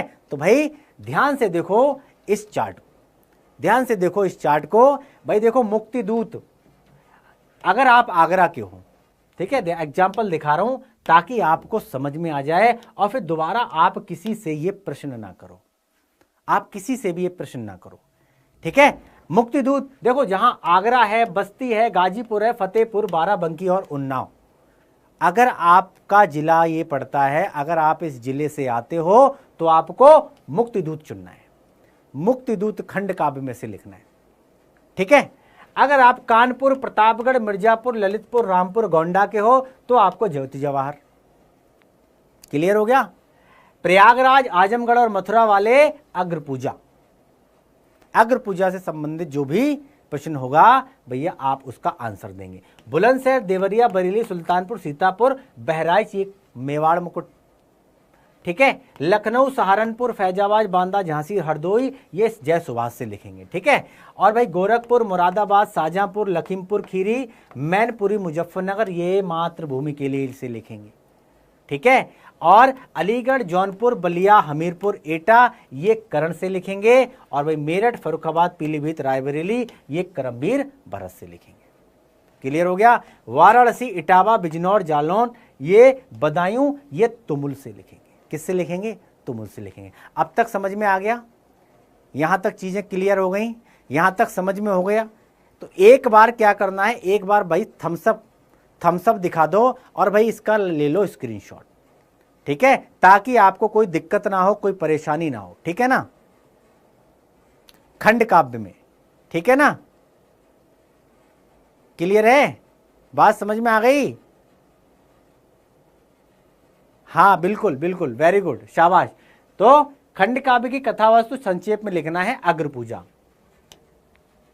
ठीक है। इसी तरीके से जय सुभाष, मातृभूमि, कर्ण, करमबीर भरत और भाई तुमुल। तो जिसका जो जिला है, जिस जिले से जो व्यक्ति आता है, उसके खंड काव्य से जो प्रश्न दिया जाएगा उसको आपने लिखना है। क्लियर हो गया? यहां तक चीजें क्लियर होनी चाहिए। अब आप कौन से जिले से आते हो आप ये देख लो, और भाई आपने उसी खंड काव्य से क्वेश्चन आएंगे। 9 खंड काव्य में से आपका जो जिला है आपने केवल वही लिखना है, उनमें से एक लिखना है, एक प्रश्न का उत्तर देना है, ठीक है। आगे बढ़ते हैं। अगला प्रश्न है हमारा प्रश्न 6 का, यानी कि इस प्रश्न के अंदर 2 हैं, प्रश्न 6 का और प्रश्न 6 खा। तो भाई दिए गए लेखकों में से किसी एक का जीवन परिचय लिखते हुए उनकी एक प्रमुख रचना का उल्लेख लिखना है। क्लियर हो गया? तो भाई आपने जो भी पाठ पढ़ रहे हो अपने लेखक का नाम जरूर याद रखना, लेखक का नाम जरूर रखना, क्योंकि एक जीवन परिचय लेखक का जरूर आता है, ध्यान में रखना। एक लेखक परिचय आता है भाई, जैसे कि डॉक्टर राजेंद्र प्रसाद, जयशंकर प्रसाद, आचार्य रामचंद्र शुक्ल। क्लियर हो गया? तो इस तरीके से आपने याद करना है कि भाई आपके लेखक कौन है ना, उनका जीवन परिचय होता है, उसके अंदर जन्म कब हुआ, मृत्यु कब हुई, शिक्षा कब हुई, दीक्षा कब हुई, साथ ही साथ माता का नाम क्या है, पिता का नाम क्या है, रचनाएं कौन कौन सी हैं, है ना, और इनकी मृत्यु कब हुई। आपने क्या करना है, एक ऐसा ग्राफ बनाना है। मान के चलिए ये आपका पेज है, तो आप कोने में इस तरीके से, कोने में इस तरीके से क्या करना है, यहां पर लिखना है नाम, लेखक का नाम, है ना, जन्म का वर्ष, शिक्षा, माता का नाम, पिता का नाम, मृत्यु का वर्ष, रचनाएं, इस तरीके से, ठीक है। ये क्या है, संक्षिप्त जीवन परिचय। संक्षिप्त में इसमें अगर आप इस तरीके से लिखोगे तो टीचर 100% खुश होकर पूरे नंबर देगा आपको। नमस्ते जी, नमस्ते, ठीक है। 100% नंबर मिलेंगे अगर आप इस तरीके से लिखोगे। तो आपको तरीका बता रहा हूं, यहां कोने में क्या लिखना है, कोने में इस तरीके से शॉर्ट में, जैसे कि हमने इनमें से एक करना है, तो हमने क्या किया, हमने डॉक्टर राजेंद्र प्रसाद का जीवन परिचय लिख के आपको एग्जाम्पल बता रहे हैं।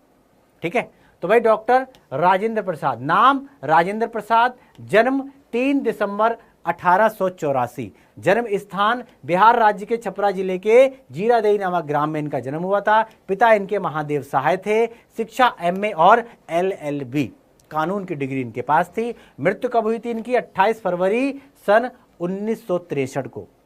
और प्रमुख रचनाएं कौन कौन सी हैं इनकी, भारतीय शिक्षा, गांधी जी की देन, शिक्षा और संस्कृति, मेरी आत्मकथा, बापू के कदमों में और मेरी यूरोप यात्रा। अगर ये पॉइंट आपने ग्राफ बनाकर इस तरीके से यहां पर कोने में लिख दिए तो भाई 100% जो है ना, एक भी नंबर नहीं कटेगा, आपका ध्यान में रखना। पूरे के पूरे नंबर आएंगे। देखो पैटर्न आपको याद होना चाहिए। लेखक तो कोई भी आ जाए, किसी के बारे में भी आ जाए, आप फटाफट लिख दोगे। आपको पता है क्या लिखना है, आपको शॉर्ट में ग्राफ बनाना है, साइड में भाई नाम लिखना है, जन्म का वर्ष लिखना है, पिता का नाम, माता का नाम, शिक्षा, कृतियां, यही तो लिखना है। और बाद में क्या करना है, बाद में थोड़ा डिटेल में चल लेते हैं। तो डॉक्टर राजेंद्र प्रसाद जी का जन्म 3 दिसंबर 1884 में बिहार राज्य के छपरा जिले के जीरादेई नाम के जो है ग्राम में हुआ था। अगर आपने पॉइंट सही से लिखे तो उन पॉइंट के आगे 2-2 लाइनें ऐड करके एक बेहतरीन जीवन परिचय जो है आप एग्जाम के अंदर लिख कर आ सकते हो। क्लियर है, टीचर 100% आपको खुश होकर नंबर देगा। ठीक है, इनके पिता महादेव सहाय संस्कृत और फारसी भाषा के बहुत बड़े ज्ञानी थे, बहुत बड़े विद्वान थे, जबकि माता इनकी थी कमलेश्वरी देवी, एक धार्मिक महिला थी और वे बचपन में राजेंद्र प्रसाद जी को रामायण की कहानियां सुनाया करती थी। राजेंद्र बाबू का विवाह बाल्यकाल में ही लगभग 13 वर्ष की आयु में राजवंशी देवी से हो गया था। पहले क्या था, बाल प्रथा, बाल विवाह चलता था भाई साहब। 13-13 साल 9-9 साल के बच्चे जिनको अपना है ना, अपने शरीर का जिनको ध्यान नहीं रख सकते, उनकी शादी कर दी जाती है। बताओ, 9 साल की उम्र में, खेलने कूदने की उम्र में लोग शादी कर देते, 13-13 साल की उम्र में शादी कर देते थे। ठीक है, चलो, इन्होंने कलकत्ता विश्वविद्यालय से एमए और कानून की डिग्री एलएलबी की परीक्षा पास की और सदैव प्रथम श्रेणी में ये उत्तीर्ण हुआ करते थे। इतने ब्रिलियंट स्टूडेंट थे राजेंद्र प्रसाद। और इन्होंने मुजफ्फरपुर के एक कॉलेज में अध्यापन का कार्य भी किया। डॉक्टर राजेंद्र प्रसाद 3 बार भारतीय राष्ट्रीय कांग्रेस के सभापति चुने गए और 1962 तक भारत गणराज्य के राष्ट्रपति रहे। सन 1962 में इन्हें भारत का सर्वोच्च सम्मान यानी कि सर्वोच्च उपाधि थी भारत रत्न।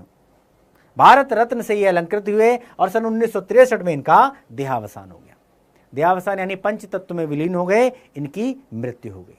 तो जन्म से लेकर और मृत्यु तक पूरा का पूरा परिचय हमने लिख दिया। लास्ट में क्या पूछा गया है, रचनाएं। तो रचनाएं डॉक्टर राजेंद्र प्रसाद की मुख्य रचनाएं हैं भारतीय शिक्षा, गांधी जी की देन, शिक्षा और संस्कृति, साहित्य, मेरी आत्मकथा, बापू जी के कदमों में, मेरी यूरोप यात्रा, संस्कृति का अध्ययन, चंपारण में महात्मा गांधी, खादी का अर्थशास्त्र। इसके अतिरिक्त इनके भाषणों के कई संग्रह भी प्रकाशित हुए हैं। आपने कोई एक याद रखना है, बस हो गया काम। ठीक है, एक याद रखना है, आपने जीवन परिचय लिया और साथ में 1-2 जो है रचनाएं जो है याद रखना, आप उनको लिख देना आप। क्लियर, आगे बढ़ते हैं। अगला प्रश्न यानी कि प्रश्न 6 का यहां लेखक के बारे में पूछा गया था, लेखक का जीवन परिचय। अब आता है कवि का जीवन परिचय, जैसे कि गोस्वामी तुलसीदास, सुमित्रानंदन पंत, महाकवि सूरदास, है ना, इस तरीके से।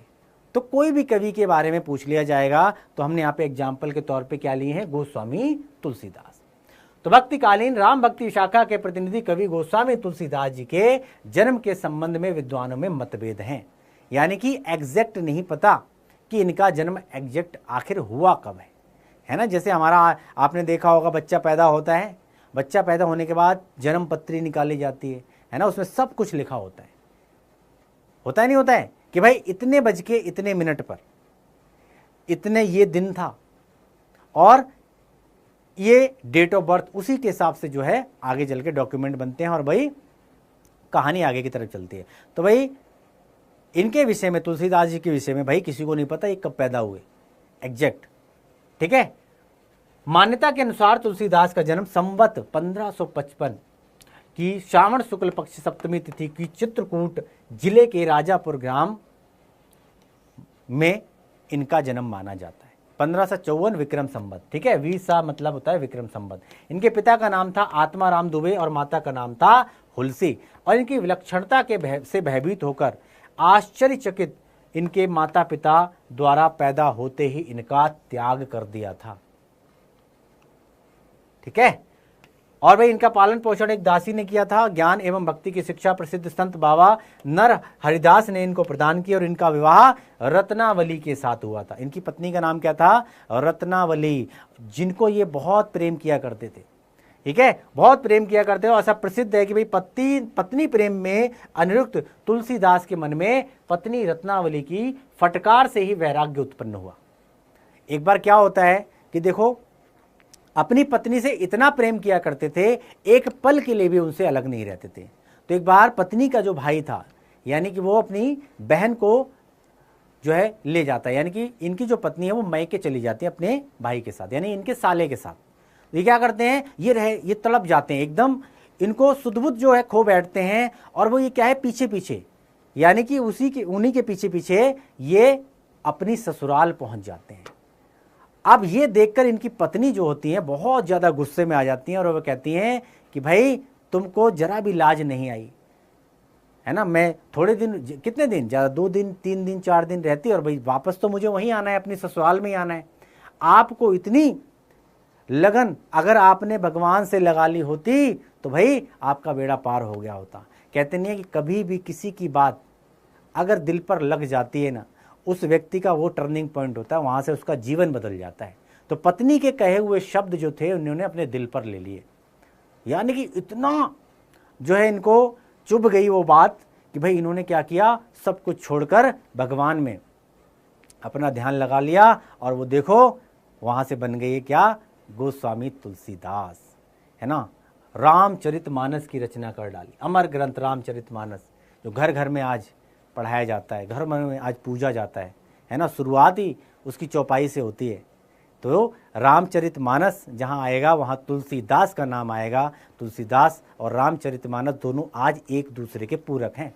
इनका समय काशी, अयोध्या और चित्रकूट में अधिक व्यतीत हुआ और संवत 1680 श्रावण कृष्ण पक्ष तृतीय तिथि दिन शनिवार को 80 घाट पर तुलसीदास परमात्मा में विलीन हो गए, यानी कि 80 घाट में इनका देहावसान हो गया, यानी कि इनकी मृत्यु हो गई। रचना है इनकी रामचरितमानस। क्लियर है? तो आपने जीवन परिचय के साथ एक रचना याद रखनी है, कवि की और भाई लेखक की। क्लियर हो गया?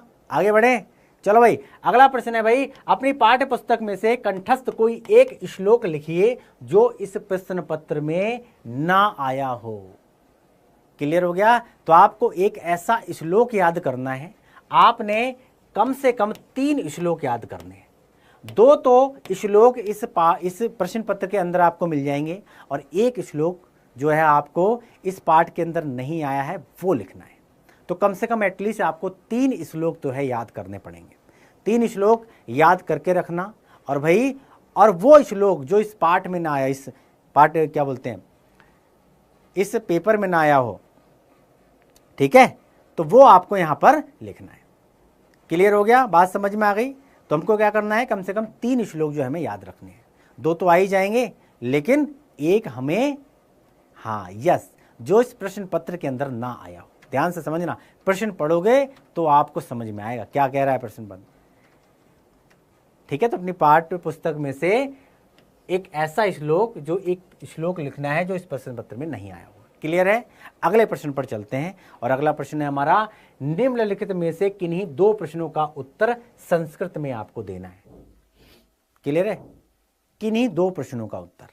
ठीक है, जैसे कि भारतीय संस्कृते मूलम किम अस्ति, तो विश्वस्य सृष्टा ईश्वरा एक एव इति भारतीय संस्कृते मूलम अस्ति।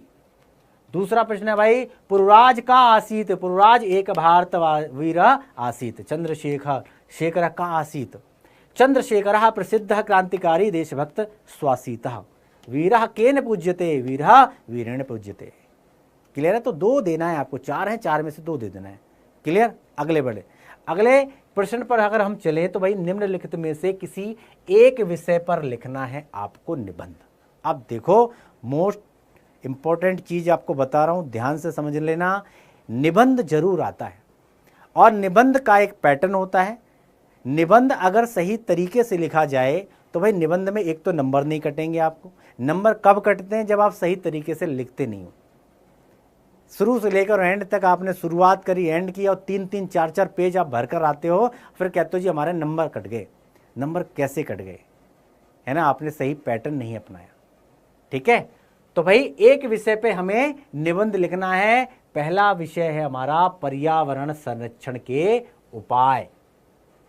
आपने देखा होगा कि भाई पर्यावरण को किस तरीके से लोग नष्ट करते जा रहे हैं। एक व्यक्ति आज की डेट में इतना निर्दयी हो गया है कि थोड़े से लालच के चक्कर में आकर वो क्या कर रहा है? वनों को उजाड़ रहा है, जंगलों को उजाड़ रहा है। किसके नाम पर? विकास के नाम पर। अब सोच के देखो, व्यक्ति और पर्यावरण यानी कि प्रकृति का और मनुष्य का चोली दामन का साथ है। अगर प्रकृति ही नहीं रहेगी तो भाई हमारा अस्तित्व भी नहीं रहेगा। है ना, आज आप देख रहे हो ना कितना तापमान हो रहा है। जब देखो तब कभी बरसात आ जाती है, कभी आंधी चल रही है, यानी कि मौसम बेमौसम बरसात हो रही है, कहीं आंधी आ रही है, कहीं भूस्खलन हो रहा है, क्लियर है, कहीं बाढ़ आ रही है। ये सब क्या है? जब इंसान प्रकृति के साथ खिलवाड़ करेगा तो प्रकृति भी अपना रौद्र रूप दिखाएगी। क्लियर? तो पर्यावरण संरक्षण के हमें क्या उपाय करने चाहिए? ये आतंकवाद कारण बताने हैं और उसके निवारण भी बताने हैं। आतंकवाद एक गंभीर समस्या, ठीक है। जनसंख्या लाभ क्या है और इसकी हानि क्या है ना। आपको पता होगा कि चीन दुनिया का सबसे ज्यादा जनसंख्या वाला देश हुआ करता था, लेकिन आज हमने किसी और चीज में हमने किसी को पीछे छोड़ा ना छोड़ा हो, लेकिन जनसंख्या वृद्धि में हमने चाइना को पीछे छोड़ दिया। आज दुनिया का सबसे आबादी वाला देश कौन है पता है? भारत। ठीक है, तो इसके लाभ और इसके हानि दोनों बताने हैं। क्लियर? नारी सशक्तिकरण पर अगर निबंध लिखने, ये कुछ ऐसे पॉइंट हैं है ना जिन पर निबंध आता ही आता है ना। इसके अलावा और भी निबंध हो सकते हैं। क्लियर? मित्रता पर निबंध हो सकता है, एक अच्छे मित्र के क्या गुण होने चाहिए, इस पर आ सकता है। विज्ञान एक वरदान, विज्ञान इस तरीके से, विज्ञान के क्या क्या फायदे हैं, इस तरीके से विज्ञान के ऊपर आ सकता है। क्लियर हो गया? जो करंट सिनेरियो चल रहा होता है उस पर आ सकता है। नारी सशक्तिकरण, आज नारी की क्या स्थिति है। एक टाइम ऐसा था जब घूंघट में रहा करती थी महिलाएं, बाहर निकलने से गुरेज किया जाता था, बाहर नहीं निकलने दिया, पढ़ने लिखने पर पाबंदी थी। कहते थे कि लड़की है क्या करेगी भाई, बाहर जा क्या बोलते ससुराल में जाकर क्या करेगी, रोटियां ही तो बनाएगी। लेकिन नारियों को बढ़ावा मिला, नारियों ने अपनी शक्ति को पहचाना। आज ऐसे बहुत सारे फील्ड हैं जहां लड़कों के बराबर लड़कियां काम कर रही हैं, और बहुत से फील्ड तो ऐसे हैं जहां लड़कियों ने लड़कों को पीछे छोड़ दिया। ये किसकी वजह से हुआ? ये नारी सशक्तिकरण की वजह से हुआ। वुमेन एम्पावरमेंट, जी हाँ, एक महत्वपूर्ण टॉपिक है, इंपॉर्टेंट है ये।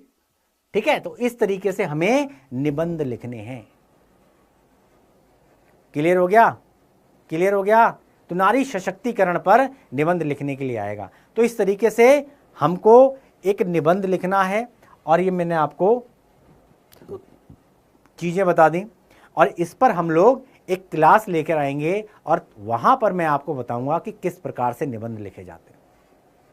सही निबंध का आखिर तरीका क्या है? सही निबंध का आखिर तरीका क्या है? क्लियर हो गया? इसके बाद निबंध पे और दूसरा टॉपिक रहेगा हमारा क्या? पत्र पे। तो भाई अपनी विशेष रुचियों का उल्लेख करते हुए अपने मित्र को एक पत्र लिखना है। क्या लिखना है? एक पत्र लिखना है। अथवा में दिया गया है, अथवा में या ये लिख दो या ये। उत्तर मध्य रेलवे को एक शिकायती पत्र लिखना है जिसमें टिकट निरीक्षक के द्वारा किए गए अभद्र व्यवहार का यहां पर उल्लेख करना है। क्लियर है? तो हम लोग एक क्लास लेंगे जिसमें हम लोग निबंध के बारे में, क्योंकि ये दोनों ही टॉपिक बड़े इंपॉर्टेंट है, दोनों ही प्रश्न बड़े इंपॉर्टेंट है। एक 9 नंबर का प्रश्न आता है, एक 4 नंबर का प्रश्न आता है। अगर आप सही तरीके से इस पर थोड़ा सा ध्यान लगा लो और सही तरीके से पैटर्न अगर अपना लो तो आप इसके अच्छे अंक ला सकते हो। क्लियर हो गया, बात समझ में आ गई? चलो भाई, तो इस तरीके से हमने आज एक मॉडल पेपर डिस्कस किया और आपको ये आइडिया हो गया होगा कि भाई किस प्रकार से जो है प्रश्न आते हैं, किस प्रकार से हमारी परीक्षा के अंदर जो है प्रश्न आएंगे, और अगर हमारे परीक्षा के अंदर प्रश्न आएंगे तो हम किस प्रकार से इन प्रश्नों का हल करेंगे, कितने ऑब्जेक्टिव आएंगे, कितने सब्जेक्टिव आएंगे, और भाई गद्यांश से क्या आएगा, पद्यांश से क्या आएगा, संस्कृत से क्या आएगा, और किस प्रकार का निबंध आ सकता है, किस प्रकार का लेटर आ सकता है। ठीक है, लेटर लिखने का भी अपना एक पैटर्न है। ठीक है, अगर इस पैटर्न को आपने समझ लिया तो आप सड़क से संसद तक जो है हिला सकते हो, लेकिन इसके लिए तरीका होता है। ठीक है, किस तरीके से, लोग लेटर लिखना नहीं जानते। ठीक है, तो आपको मैं समझाऊंगा कि लेटर लिखा कैसे जाता है, एक सही पत्र लिखने का तरीका क्या होता है। क्लियर हो गया? चलो भाई, तो आप बताइए कि भाई क्लास आपको कैसी लगी, क्लास आपको कैसी लगी, आपको क्या चीज समझ में आई? ठीक है, फटाफट से बताएंगे आप, उसके बाद हम बाइंड अप करेंगे। चलो भाई,